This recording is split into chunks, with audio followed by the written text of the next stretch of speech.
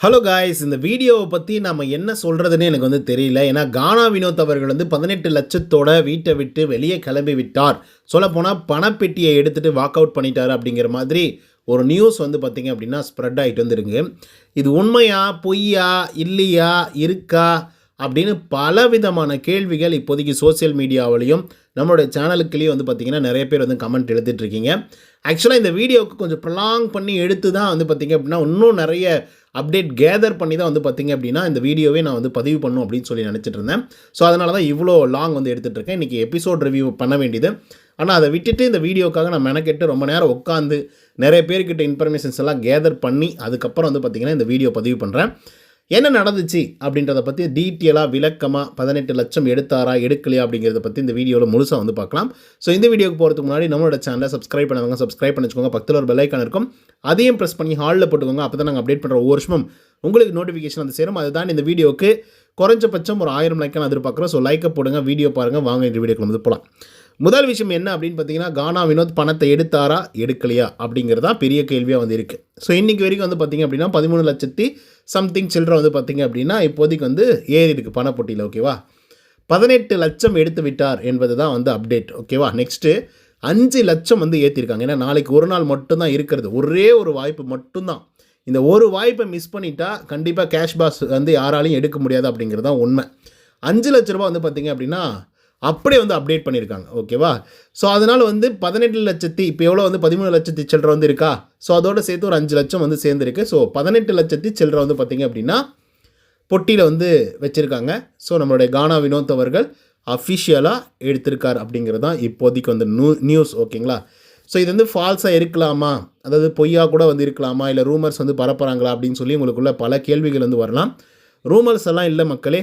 அவங்களோட ஒய்ஃப் வந்து பார்த்திங்க அப்படின்னா இன்ஸ்டாகிராம் ஸ்டோரியில் சொல்லியிருக்காங்க, இப்போ வரைக்கும் எந்த காலும் வரல, எந்த அப்டேட்டும் இல்லை.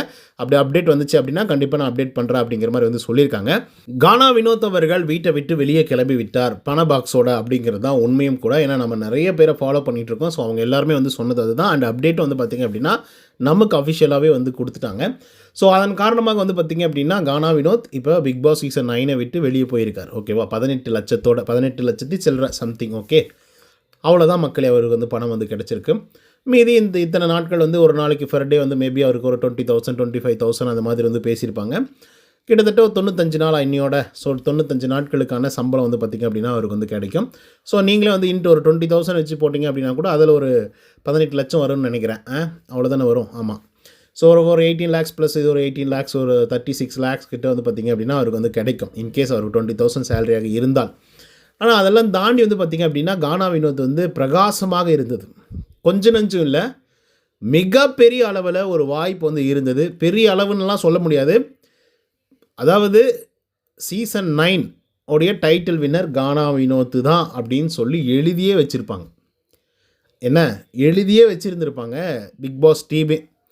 ஆனால் இப்படிப்பட்ட ஒரு முடிவை வந்து எடுத்தது வந்து பார்த்திங்க அப்படின்னா சத்தியமாக சொல்கிறேன், ஏற்றுக்கவே முடியல. அவங்களுடைய ஃபேன்ஸ் எல்லாம் எப்படி இதை அக்செப்ட் பண்ணிக்கிறாங்க அப்படிங்கிறது தெரியவே இல்லை.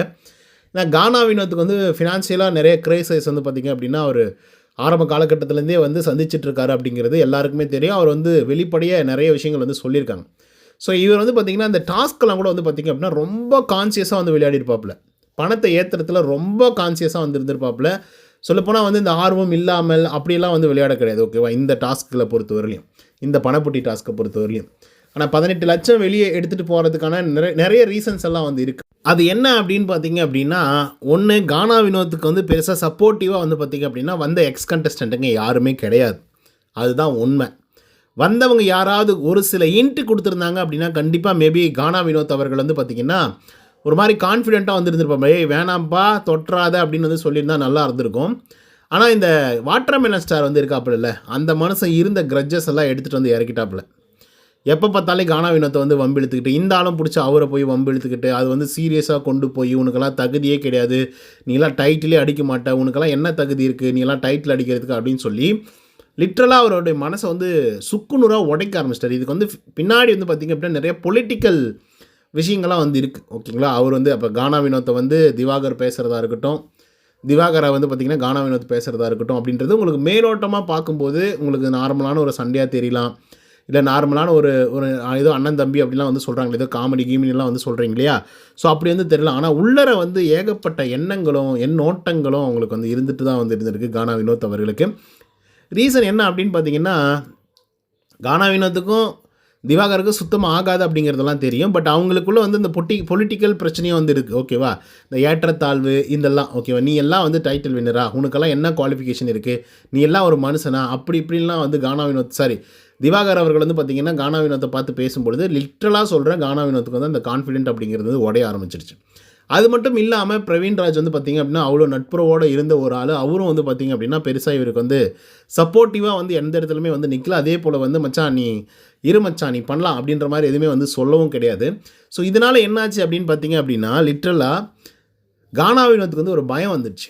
அது இல்லாமல் இந்த அரோராவெல்லாம் ஒரு ஆட்டம் ஆடுறாங்க பாருங்கள், அப்பா சாமி. இந்த மெட்ராஸ் எதுனா வட சென்னை அப்படிங்கிற ஒரு படத்தில் வந்து சந்திரா அப்படின்னு ஒரு கேரக்டர் வரும்ல, அப்படிப்பட்ட ஒரு வேலையை பார்க்குறாங்க. ஐயோயோயோப்பா, வினோத்தை டார்கெட் இந்த வாரம் முழுக்க வினோத்துன்னு சொல்லி வினோத்தை டார்கெட் பண்ணி அவரை ஒரு மாதிரி உடச்சிட்டாங்க எல்லாருமே சேர்ந்துக்கிட்டு. லிட்ரலாக எல்லாருமே நீங்கள் யோசிச்சு பாருங்கள். திவ்யா, அதுக்கப்புறம் சபரி, அரோரா, விக்ரம், இவங்கெல்லாம் என்ன யோசிச்சாங்கன்னு நீங்கள் நினைக்கிறீங்க? கானா வினோத்தை சுற்று போட்டுருணும், கானா வினோத் பண்ணுற வேலைகள் எல்லாம் வந்து நம்ம அட்ரஸ் பண்ணியே தீரணும். இப்படியே அட்ரஸ் பண்ணாமல் இருந்தால் இது ரொம்ப நான் ஸ்டிங்காக வந்து போயிட்டுருக்கு. ஸோ அதனால் வந்து இதை வந்து அட்ரஸ் பண்ணி ஆகணும் அப்படின்றலாம் பேசியிருக்காங்க. நீங்கள் எபிசோட்லேயே உங்களால் பார்த்துருக்க முடியும்னு நான் நினைக்கிறேன். ஸோ இப்படியெல்லாம் வந்து பார்த்திங்க அப்படின்னா அவரை வந்து நிறைய உடச்சி ஃபினான்சியலாக வந்து பார்த்திங்க அப்படின்னா ஒரு வேலை நம்ம டைட்டில் அடிக்கலாம், எப்படி நமக்கு தூக்கி கொடுத்துருவாங்களா, நம்ம எந்த இடத்துலேருந்து வந்திருக்கோம், ஸோ இவங்களே வந்து நம்மளை இப்படியெல்லாம் பார்க்குறாங்களே, இப்படியெல்லாம் வந்து செய்கிறாங்களே, ஸோ நமக்கு டைட்டில் கிடைக்குமா கிடைக்காதா, 50 லட்சமா 18 லட்சமா 50 லட்சமா 18 லட்சமானு யோசித்து அந்த மனுஷன் ஒரு மாதிரி ஆகிட்டாருங்க. இந்த வாரம் முழுக்கவே ஒரு மாதிரி இருந்தார். நானே வந்து ஒரு எபிசோடோடைய ரோஸ்ட் வந்து பார்த்திங்க அப்படின்னா சொல்லியிருந்தேன். என்னென்னா என்னாச்சு இந்த கானா வினோத்துக்கு திடீர்னு இப்படியெல்லாம் இருந்தால் டைட்டில் கிடைக்காதோ அப்படின்ற மாதிரி சொல்லிட்டு இருந்தேன். ஏன்னா ரீசன் என்ன அப்படின்னு பார்த்தீங்கன்னா, கானா வினோத் வந்து ரொம்ப அப்நார்மலாக நடந்துக்க ஆரம்பித்தார் இந்த திவாகர் கிட்ட எல்லாம். ஓகேவா? அதே போல் பிரவீன்ராஜ் கிட்ட வம்பு இழுக்கிறாப்புல. அப்போ தான் வந்திருந்தாப்புல பிரவீன்ராஜ். அவர்கிட்ட வம்பு இழுக்கிறாரு, திவாகர் கிட்ட வம்பு இழுக்கிறாப்புல. ஸோ இந்த மாதிரி கரிச்சு கொட்டிக்கிட்டே வந்திருந்தார் அவர்.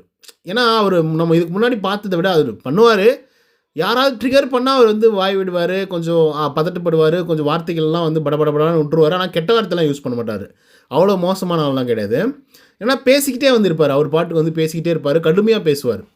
ஸோ அந்த மாதிரி தானே இருந்து பார்த்துருக்கோம். ஆனால் இவராகவே வாலண்டியராக போய் திவாகர் ஒரு பக்கம் வந்து புஷ் பண்ணுறது, அவரை போய் வந்து பார்த்திங்க அப்படின்னா ஒரு மாதிரி திட்டுறது, அதுக்கப்புறம் பிரவீன்ராஜை வந்து பார்த்திங்க அப்படின்னா திட்டுறது அப்படின்னு சொல்லி இவர் கொஞ்சம் அப்நார்மலாக வந்து பிஹேவ் பண்ண ஆரம்பிச்சிட்டாப்புல. எல்லாருக்கிட்டுமே அப்படி தான் வந்து நடந்துக்க ஆரம்பிச்சிட்டார். சபரி வந்து நார்மலாக சொன்ன சின்ன வார்த்தை அவருக்கு வந்து பார்த்திங்கன்னா பயங்கர கோவமாக நீ சொல்கிற அப்படின்னு சொல்லி அது ஒரு பெரும் பிரச்சனை வந்து பேசிட்டு இருந்தேன். அப்படின்னா என்னென்னா ஆல்ரெடி பார்வதி, கமருதீன் 2 பேருமே வெளியே போயிட்டாங்க. கமருதீன்னா அவருக்கு ரொம்ப உயிர், அது உங்களுக்கு நல்லா தெரிஞ்சிருக்கும். அவ்வளோ ஒரு ஃப்ரெண்ட்ஷிப் வந்து பார்த்திங்கன்னா அவங்களுக்குள்ளே வந்து இருந்தது. அவர் போனதே அவங்களால ஏற்றுக்க முடியல. அவர் பாட்டுக்கு தனிமையாக தான் வந்து பார்த்திங்கன்னா உட்காந்துட்டு இருந்தார். இந்த வாரம் முழுக்கவே வந்து நிறைய நேரங்களில் தனிமையாக உட்காந்துக்கிட்டு யோசிக்க ஆரம்பிச்சிட்டார். அவர் ஃபுல் அண்ட் ஃபுல் வந்து யோசனைக்கு உள்ளார வந்து போயிட்டாப்புல. நம்ம ஜெயிப்போமா, நம்மளை ஜெயிக்க வச்சிருவாங்களா மக்கள் அப்படிங்கிற ஒரு கேள்விக்குறி வந்து இருக்கு. ஏன்னா அவர் வந்த இடம் அந்த மாதிரி, அவரோட பேக்ரவுண்ட் வந்து பார்த்திங்க அப்படின்னா அந்த மாதிரி ஒரு கானா சிங்கர், அவர் வந்து இந்த மாதிரி இடத்துலேருந்து வராரு, இவர் இப்படிப்பட்ட ஒரு ஆள் தான் அப்படின்ற ஒரு நரேட்டிவ் வந்து இந்த சோசியல் மீடியாவில் வந்து செட் பண்ணுறாங்க. ஸோ அது இவருக்கு மட்டும் இல்லை, எல்லா வருஷங்களிலும் நடக்கக்கூடிய ஒரு விஷயந்தான். ஓகேவா? ஆனால் அது இவ்வளோ தூரம் வருமா அப்படின்றது அவருக்கே ஒரு டவுட்டு தான். 90 நாட்கள் நம்ம இருப்போமா அப்படின்றது ஒரு டவுட்டாக தான் அவர் வந்து யோசித்தார், ஒரு டவுட்டாக தான் அவர் பார்த்தார். ஓகேவா? இப்படி இருக்கும்போது வந்து பார்த்திங்க அப்படின்னா இதுக்கு இடையில் வந்து கொஞ்சம் அரோரா வந்து பார்த்திங்கன்னா அந்த கேஷ் பற்றி பேசுகிறது, இது தேவையா, இது தேவை தானே, பணம் தானே, 50 லட்சம் மட்டும் தான் எடுப்பீங்களா, இது வேண்டாவா அப்படின்னு சொல்லி நிறைய விஷயங்கள் வந்து பார்த்திங்க அப்படின்னா போய்கிட்டே வந்து இருக்குது. ஆனால் எனக்கு என்னமோ ரொம்ப வருத்தமாக இருக்குது மக்களே. கானா வினோத்துக்கு இவ்வளோ 50% வாக்குங்களுங்க. 50% நீங்கள் யோசிச்சு பாருங்கள். 50% லிட்ரலாக ஒரே பர்சன் 6 பேரில் 50%, 50% 5 பேர் சேர்ந்து எடுத்திருக்காங்க. 50% ஒரே ஆள் எடுத்திருக்காப்புல. எப்படி இருக்குன்னு யோசிச்சு பாருங்களேன். ஆனால் சீக்ரெட் ரூமில் இருக்கார் அப்படின்ற மாதிரிலாம் வந்து ஒரு வதந்தி வந்து பரவிட்டு இருக்குது. பார்ப்போம் என்ன நடக்குது அப்படின்னு சொல்லி. அப்டேட் வந்தால் மட்டும் தான் நம்மளால் வந்து கண்டுபிடிக்க முடியும். இப்போதைக்கு பணம் எடுத்திருக்காரு அப்படிங்கிற ஒரு அப்டேட் மட்டும் தான் வந்திருக்கு. ஓகேங்களா? அதுவும் 100% கன்ஃபார்ம்டு தான். ஓகேவா? அப்படின்ற மாதிரி தான் நியூஸ் வந்து பரவிட்டு இருக்குது. பட் பார்ப்போம் என்ன நடக்குது அப்படின்னு சொல்லி. பட் லிட்ரலாக எனக்கு அது ரொம்ப வருத்தமாக வந்து இருக்குது மக்களே. நீங்கள் என்ன நினைக்கிறீங்க அப்படிங்கிறத கமெண்ட்ஸில் வந்து பதிவு பண்ணுங்கள். கானா வினோத் கொஞ்சம் ஒரே ஒரு நாள் தாக்கு பிடிச்சிருந்தாரு அப்படின்னா கண்டிப்பாக 50 லட்சத்தோட டைட்டில் வின் பண்ணி வெளியில் போயிருப்பாரோ அப்படின்ற மாதிரி தோணுது. ஸோ இதை பற்றின உள்ள கருத்துக்கள் என்ன அப்படிங்கிறத கமெண்ட்ஸில் வந்து பதிவு பண்ணுங்கள். நன்றி, வணக்கம்.